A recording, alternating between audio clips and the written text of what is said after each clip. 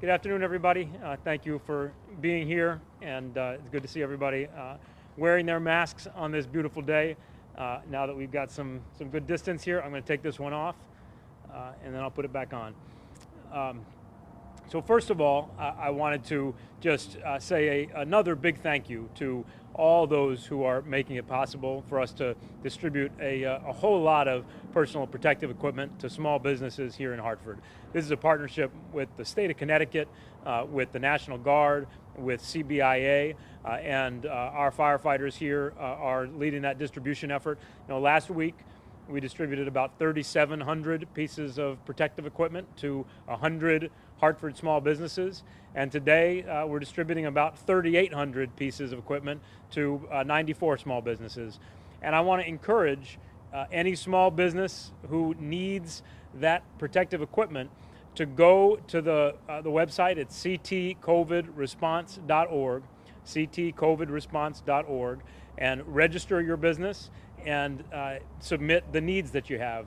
Again, you got to be under 50 employees and you have to be an essential business, but if you meet those criteria, there's at least 2 masks per person, per employee available, and we'll be coordinating that distribution. So again, I want to say a big thank you to Chief Freeman and to our firefighters, and a huge thank you to our partners. I also want to give a big shout out to Charter Oak Health Center, which received a significant donation of protective equipment and is sharing that equipment for further distribution with other partners. One of the beautiful things that we're seeing are so many organizations and so many people stepping up and partnering and working together in big ways, and that's what makes a difference for our community. Now, there are a number of updates that I want to give today. The first is a very sobering and saddening one, and it is that the city of Hartford has now seen more than 100 of our residents pass away as a result of the coronavirus. We have hit that tragic number in the past day, and my heart goes out to every family who has lost a loved one, to every family affected by this virus.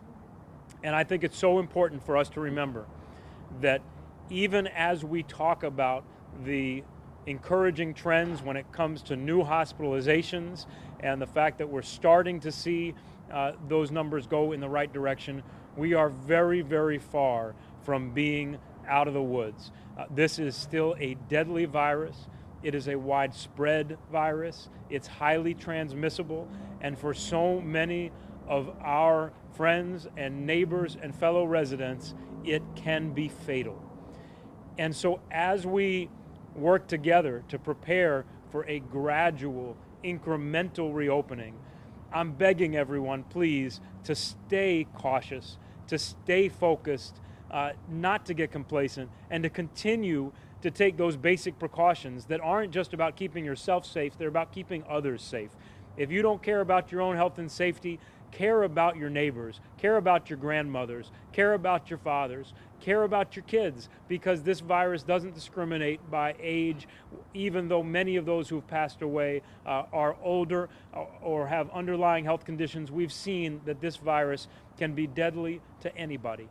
So it's critically important that we continue to take this very, very seriously.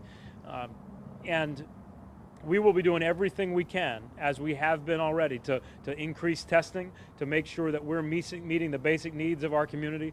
But I am worried right now that as people begin to feel like we've moved past the toughest point in this virus's spread, that we've hit the peak, that we're going to think that it doesn't matter anymore. But it actually may matter more than ever. As people are beginning to return, whether it's to workplaces or some retail places opening up, wearing your mask is going to be as important than ever. Staying physically distant from other people is going to be as important as ever. Washing your hands a lot is going to be as important as ever. So please think of those more than 100 people in our small city who have lost their lives. Think of their loved ones and think about what you can do to help keep another family from losing their loved one to this virus. the last thing I'll say on that point is we're not seeing new hospitalizations go down because the virus has moved on, or because the virus has become weaker, or because we're somehow becoming immune. The only reason that we're seeing those numbers begin to drop is because of the social distancing measures that have been put in place, and the fact that we've made it harder for that virus to spread from one person to another, and we have to keep doing that. You know, the reason I say I'm concerned that people may be starting to become complacent is that this past weekend we saw in a number of parts around the city, but particularly in one area, we saw a whole bunch of people coming out and acting like it was any normal Sunday. As you may know, about 2 weeks ago, we decided to shut down the parking lots at our parks. This past weekend, we saw a whole bunch of people and cars gathering on a street near that park. We will be shutting down some of those streets this coming weekend, but we're also going to be stepping up our enforcement. And I call on everybody to not be shy about letting us know, but also don't be shy about letting your neighbors know or letting other people know. Let's create a culture of respect for one another by respecting these social distancing requirements, about keeping all of us safe. Another thing that I want to share, although our information on this is still very preliminary, is something else that highlights the danger associated with this virus. In the last month, during the month of April, we saw a really big spike in the number of calls for medical service for cardiac arrest, and we also saw a much larger number of people passing away from cardiac arrest before our emergency responders were able to render aid. In April of 2019, we had 13 calls for service for cardiac arrest. In the month this year, in 2020, month of April, we had 44. We had, in 2019, 13 residents who had passed away before our emergency responders were able to render aid. This year, in April, 32 had passed away. I want to share that for two reasons. We don't fully understand what's happening there, but it could be a couple of possibilities. One possibility is that there are more incidents of cardiac arrest because the virus is affecting people's hearts. We've seen some indications that the virus is particularly dangerous to those with underlying health conditions, and it may be that the virus is causing that spike. Try to explain why so many more people are dying before aid is rendered. It's also possible that some people are waiting too long to call for help because they're concerned about going to the emergency room or concerned about going to the hospital. And so I really want to stress, if you have any symptoms of cardiac arrest, or you have any reason to think that you've got an urgent medical condition that requires emergency care, please seek that emergency care. Call 911, go to the emergency room. I know that we've been asking everybody to stay home for your safety, and I know that some people are worried about going to the hospital because they think that presents a risk of getting the coronavirus. But if you're at risk of cardiac arrest or of any number of other health conditions, your risk is far greater if you decide not to seek medical care than if you go to the hospital and seek that care at the emergency room. Our hospitals are outstanding hospitals. They do their job well. They take the right precautions. So please seek that medical care. Seek it as soon as you think you need it. Now finally, I just want to say a word about schools. As you all probably know, the governor announced formally today that schools would not be coming back into session this school year. I think that's an announcement that a lot of us have been expecting, so it really doesn't come as a surprise. But what I want to stress is that all of our families and all of our kids are going to have to work extra hard to stay focused and engaged in the weeks ahead. You know, the fact that school isn't coming back into session doesn't mean that school's over yet. School is still in session.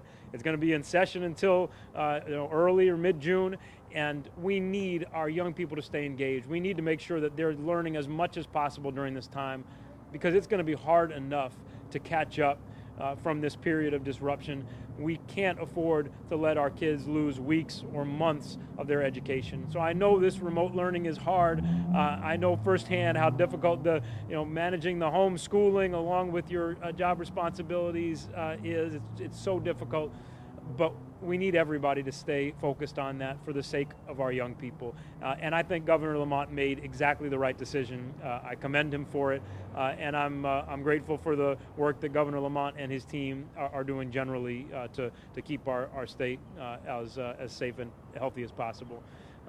With that, I am going to turn this over to Chief Freeman to say a few words. And again, I want to say a huge thank you to Chief Freeman and his team for coordinating the distribution of protective equipment, not only to our City of Hartford team and our essential employees and first responders, but to our small businesses, to a number of other organizations around the city. Deeply appreciated. Thanks, Chief. Thank you very much, Mr. Mayor.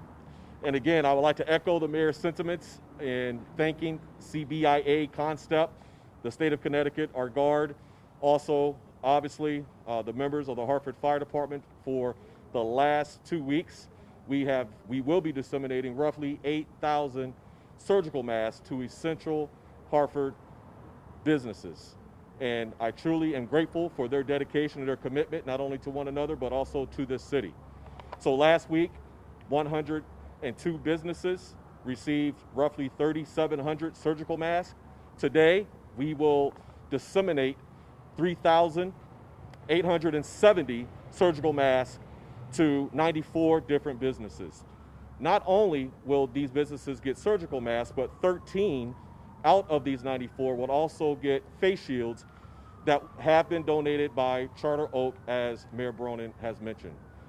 Internally with the City of Hartford, we have disseminated roughly 6,100 pieces of personal protective equipment, everything from black fabric masks, surgical masks, KN95 masks, gowns, boot covers, you name it. If it has anything to do with COVID-19, we have disseminated to multiple different city departments and employees. And I'm very grateful and thankful for Mayor Bronin's support and unwavering commitment to ensuring that all Hartford employees have everything that they need to combat this pandemic, especially our Hartford firefighters who are on the front line. Thank you.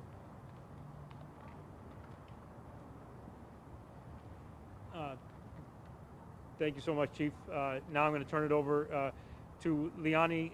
Actually, maybe should we take questions? We'll take questions first, and then I'll turn it over to Liani to say a few words, both in English and Spanish. Any questions? Take this back off. All right. Over to you, Liani. Thank you so much again for everything you and your team are doing. Buenas tardes todos. Hoy día le queremos dar un resumen de lo que ha dicho nuestro alcalde. Hoy contamos con 1,223 casos del coronavirus aquí en nuestra ciudad. Los números siguen aumentando, aunque los números de personas que están entrando al hospital sigue bajando poco a poco, pero los casos del coronavirus siguen subiendo. Además de eso, lamentablemente han muerto 103 personas aquí en la ciudad de Hartford. Somos una ciudad pequeña y ya hemos perdido 103 personas. Así que le queremos dar nuestro pésame a la comunidad y a esas familias que han perdido miembros y familiares y amigos.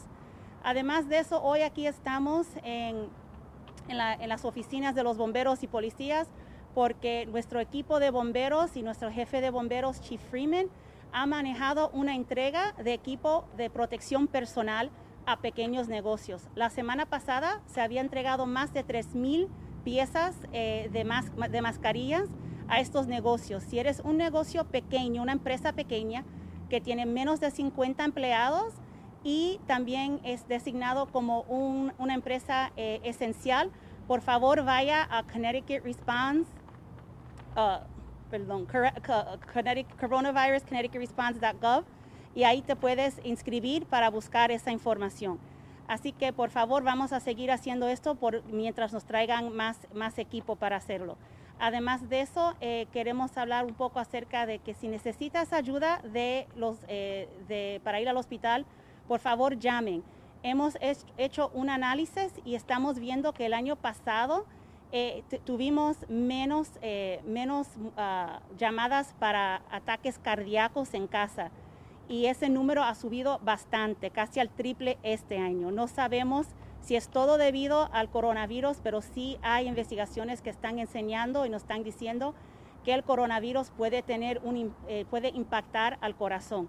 O puede ser también que muchas personas tienen miedo de ir al hospital si se sienten enfermos. Por favor, si necesita ir al hospital, vaya al hospital. Es importante que vayan. Un ataque de corazón, problemas cardíacos son importantes y es una razón para llamar al 911. Por último, ya como seguimos yendo para reabrir nuestra economía y abrir otra vez las tiendas, es importante saber que todavía tenemos que tener en cuenta que este virus sigue en nuestra comunidad.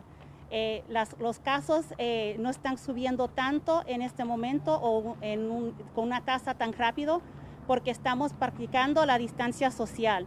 Pero ya cuando empezamos a abrir las tiendas otra vez y diferentes negocios, es importante de por favor seguir en mente con esas reglas. Usar mascarillas, mantener la distancia social y practicar ya lo que hemos practicado estos últimos meses. No queremos ver lo que pasó este fin de semana alrededor de los parques, específicamente en un vecindario. Esta semana se van a cerrar carreteras y calles alrededor de los parques para poder evitar lo que pasó. Así que vamos a hacer más esfuerzo para que las personas presten atención a estas nuevas normas que tenemos en la ciudad para poder mitigar la propagación del coronavirus. Gracias.